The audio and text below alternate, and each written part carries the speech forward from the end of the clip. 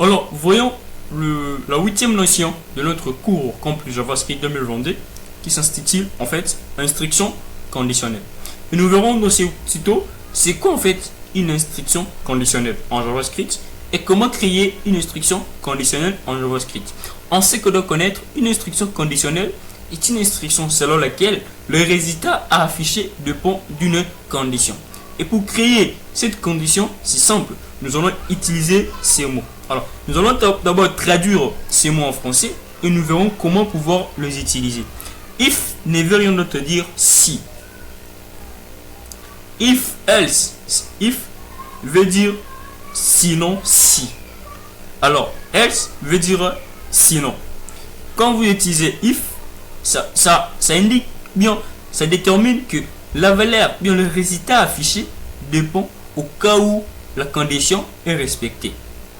Alors, si il y a plus de deux conditions, bien s'il n'y a que deux conditions à utiliser, dans ces cas, n'utilisez pas else if. Utilisez seulement if, où vous allez remplir la condition, et deuxièmement, au cas où vous ne remplissez pas la condition. S'il y a plusieurs conditions remplies, alors utilisez ces trois valeurs. De telle sorte que celle-ci peut alors se répéter plus d'une fois, mais pas le deux. Alors, nous allons voir directement créer d'abord une instruction conditionnelle en utilisant ces trois valeurs, bien ces trois fonctions. Alors, nous créons, on est là, Alex.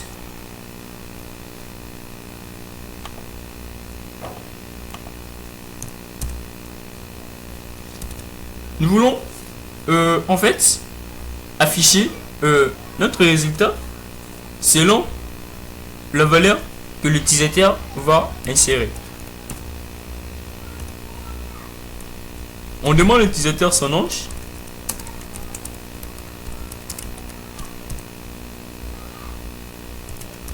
En année. Et en fonction de sa réponse, nous allons afficher un résultat. Alors, nous voulons, si notre utilisateur a un âge, bien, saisissez un âge qui est inférieur à 18. Met deux crochets. Si son âge est inférieur à 18, nous allons afficher un résultat. Le résultat serait de dire à l'utilisateur qu'il n'est pas majeur.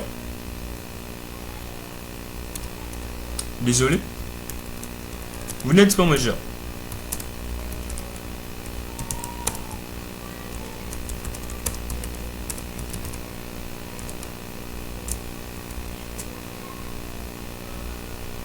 Alors, nous actualisons, nous affichons notre résultat.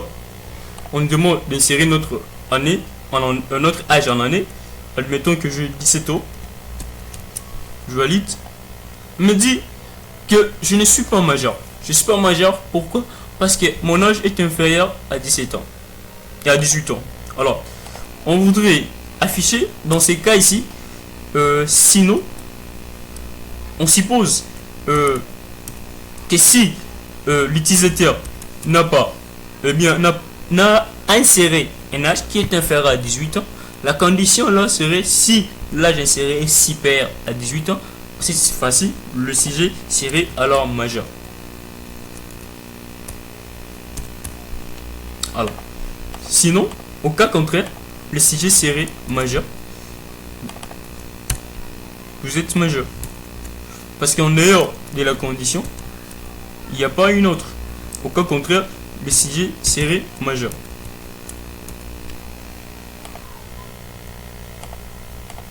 Alors, j'insère 20 ans.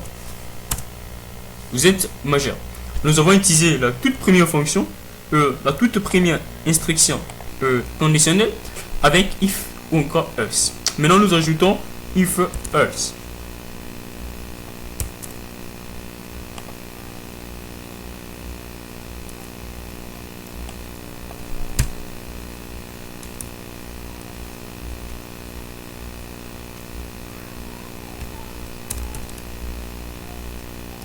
Si l'âge qui sera inséré par l'utilisateur qui aura à mettre l'utilisateur est supérieur en 90 à 65 ans,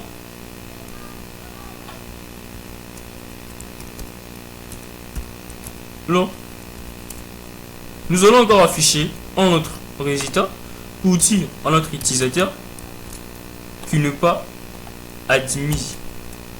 Désolé, vous n'êtes pas sélectionné. Alors, au cas contraire, l'utilisateur serait alors sélectionné.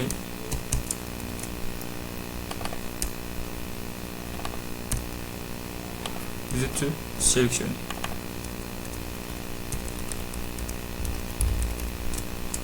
Okay.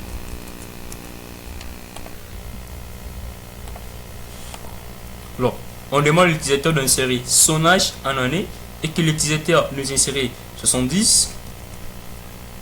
Alors, là on ne sait pas, mais on s'est dit que si l'utilisateur saisissait un âge qui est supérieur à 65, on dira que cet utilisateur ne doit être sélectionné. Si son âge est inférieur à 18, il s'agit bien d'un utilisateur qui est mineur. Par contre, il ne sera pas aussi sélectionné. Mais si l'âge n'est pas supérieur à 65 ou encore inférieur à 18, on va alors sélectionner notre utilisateur. Le message est tel qu'il n'est pas sélectionné. Pourquoi? Parce que son âge est supérieur à 65. Si maintenant il saisissait de la 18-12 ans, cette fois-ci il n'est pas majeur. S'il saisissait par exemple 20 ans, il est sélectionné. Alors, nous allons finir ce tuto en voyant le troisième groupe qui est suite. Alors, quand est-ce qu'on va utiliser suite? Comment utiliser suite? C'est ce que nous allons voir tout récemment. Alors, suite remplace juste le 3 syntaxe, qui veut dire qu'avec suite, ça va se faire étape par étape. Mais ça n'a rien à voir, bien, il n'y a pas de différence avec ces trois types de syntaxe.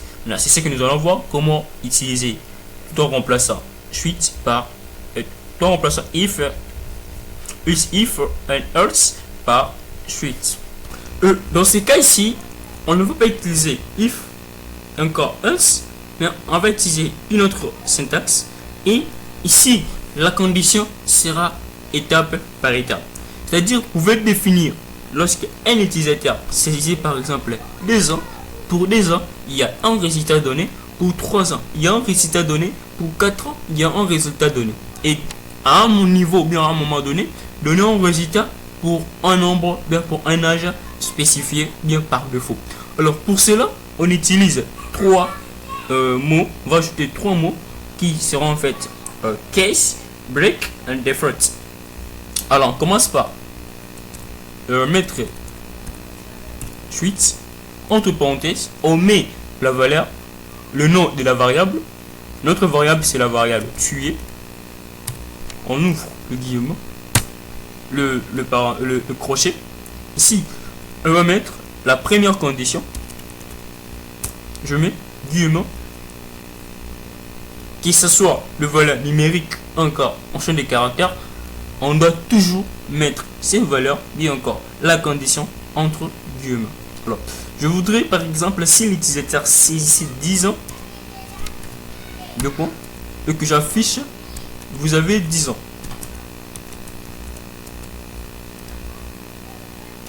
Vous avez 10 ans.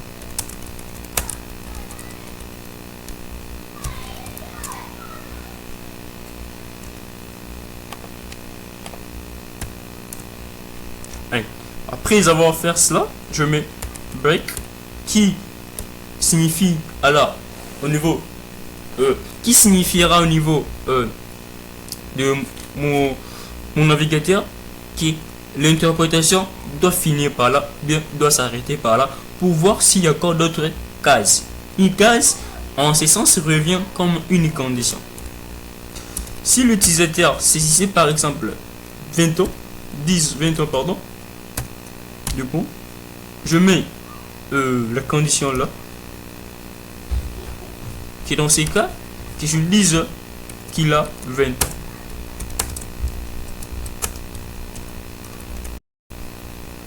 Après, je place break qui permet à l'utilisateur de rompre, bien encore d'arrêter l'interprétation de cette condition. Donc, je suis par exemple 10 ans, me dit que j'ai 10 ans. Alors, soit vous pouvez le faire étape par étape, cas par cas, en utilisant la fonction switch, ou encore vous pouvez utiliser uniquement la fonction if, ou encore else if ou is pour faire insérer une instruction conditionnelle. Maintenant, à présent, nous allons voir le boucle. C'est-à-dire afficher le texte en raison d'une répétition. Alors, on se retrouve très prochainement pour parler de boucle. Merci pour votre attention.